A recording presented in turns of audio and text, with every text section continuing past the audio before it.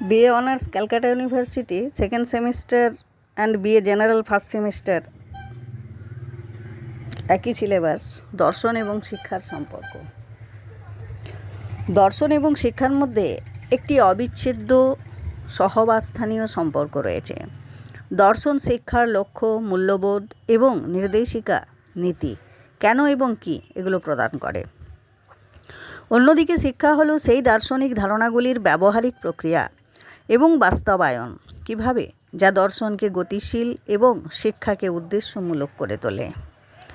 মূলত দর্শন পাঠ্যক্রম, শিক্ষাদান পদ্ধতি এবং লক্ষ্যগুলিকে রূপ দেয়, নিশ্চিত করে যে শিক্ষা লক্ষ্যহীন নয় এবং শিক্ষা দার্শনিক তত্ত্বগুলিতে প্রাণ সঞ্চার করে, বাস্তবে সেগুলি পরীক্ষা করে এবং পরিমার্জন করে। দর্শন কিভাবে শিক্ষাকে পরিচালিত করে? প্রথমত, লক্ষ্য নির্ধারণ। দর্শন জীবনের চূড়ান্ত লক্ষ্যগুলিকে সংজ্ঞায়িত করে, যা পরবর্তীতে শিক্ষার লক্ষ্যে পরিণত হয়, যেমন আত্মোপলব্ধি, সামাজিক অবদান।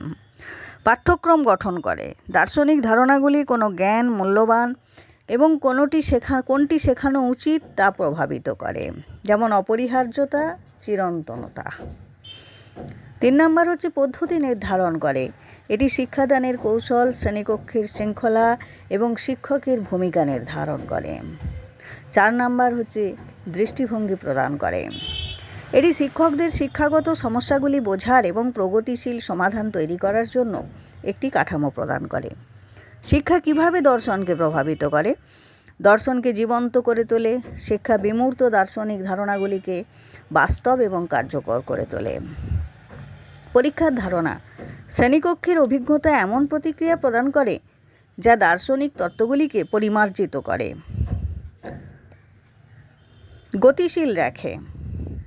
শিক্ষা বাস্তব বিশ্বের চ্যালেঞ্জ এবং সামাজিক সমস্যা মোকাবিলা করে দর্শনকে প্রাসঙ্গিক রাখে। পরিশেষে বলা যায়, শিক্ষা হলো বৃক্ষ বা ভবন, দর্শন হলো ভিত্তিগত কাঠামো এবং উদ্দেশ্য প্রদান করে। অন্যদিকে শিক্ষা হলো প্রকৃত ক্রমবর্ধমান কার্যকরী সত্তা, যা ওই আদর্শগুলিকে প্রকাশ করে।